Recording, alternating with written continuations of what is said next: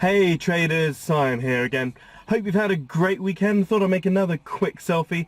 This weekend's been pretty weird. Been a bit of a mix, so it's been great. Played lots of golf, got absolutely drenched on. That was quite fun. But also I had a bit of a double whammy online, so to speak, because of what we do. I tend to get a lot of flack online. And on Twitter there's some random person who said me and Ty Lopez are the worst people on the internet, which I thought was actually quite funny. Being in the same sentence as Ty Lopez is, I suppose, a compliment. I don't know. But also I was rather saddened. Someone who I thought was a friend turns out definitely wasn't a friend,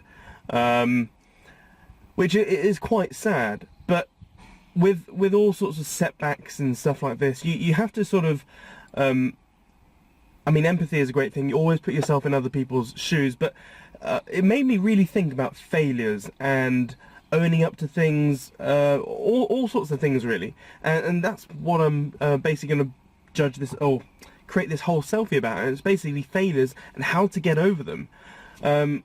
So first of all, you really need to have a hard, long, deep look at yourself and know, without a doubt, your strengths and weaknesses in all sorts of, in different facets of life, because you have different strengths and weaknesses in different things. So you may be really good at certain things and bad at things with being a husband or a parent or whatnot, and different things in business. So so for me, really, so know your strengths. Then you need to own up to your failures. Own up to them, because if you ever have skeletons in the closet, you'll never move on. You'll always be hiding your losses, hiding your failures, and running away from them, like a coward, I suppose. So you need to own your fears, own them. And when you really do own them, there's a massive weight lifted off your shoulder.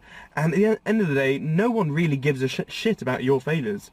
People are so centric, sort of, not self-centered, but people have a lot going on in their own lives. So your failures may seem big to you, but for other people they may be like, well, whatever.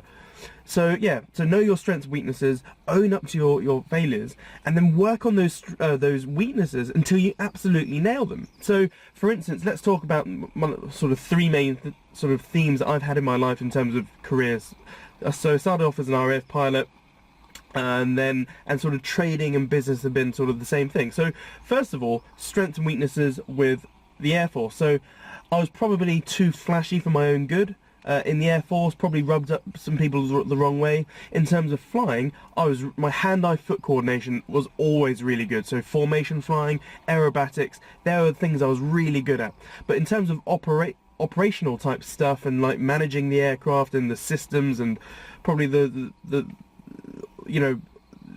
what I called the boring stuff, I sort of failed upon. And towards the end of my career, I was so fixated with trading and business, I sort of just didn't really give a shit about flying in the Air Force. And that's probably, in fact, that is the reason why towards the end of my career, I started failing simple tests. And that's why sort of my Air Force career sort of ended, really. Sort of trading consumed me. So that's that. In terms of business, my first couple of businesses flopped. I mean, if you ever set up your own business, you will most likely fail your first business. It's almost a given, but you need to learn from that. So yeah, my first few businesses were flops. I once screwed up a VAT return. Turned out that I'd screwed up my accounting somehow, and I realised I had to find an extra 20 grand. So I think the VAT bill came to about 40 grand, and I only had 20 grand in the bank. So I had like 5 days to find another 20 odd grand. So that was a huge hiccup. That took me about 18 months to really get over that, sort of, because it pushed me back a long time. So that was one big hiccup. So that's business, really. Trading. If you know me, you know I've made more mistakes than anyone. Literally, I have been the worst trader in the world in the past. In year one, I lost 50 grand in my first year. During that time, I lost 15 grand in under a minute. That was horrible. And even after I got good, actually, probably about 4 years ago now, I borrowed £20,000 as a loan from a close friend, and I proceeded to lose it. I blew the whole account in a matter of sort of a month or two. So yeah, that was really bad. So yeah, so they're all my fuck-ups, really. I've got nothing to hide. There's nothing holding me back. I've got no skeletons. I'm an open book. So now, because I own my failures and I wear them on my sleeve, so to speak, I can move on, and I have moved on. And once that weight is lifted off your shoulders, it really does help. So in terms of identifying your weaknesses and really sort of nailing them, if you talk about flying, so it wasn't really a weakness, so I suppose the highlights with flying were that I've flown nearly all of my close friends and family aerobatics flying, helicopter flying. I took Ellie on her birthday once in a helicopter and flew her down the London heli lanes, so literally flying about 700 feet above the Thames, and all that was pretty cool. And also the highlight, I managed to pick up, I surprised my mum and dad once. I picked them up in a helicopter, flew them to a nice fancy hall for some Sunday roast, and then back home. That was really cool. In terms of business, I've gone over my flops, created a couple of nice businesses. Yeah, so always learning, always growing with business. And with trading, yeah, I mean, the first 6 years of trading, I was useless, really. Or definitely the first 4 years of trading, I was useless. But things have got good now.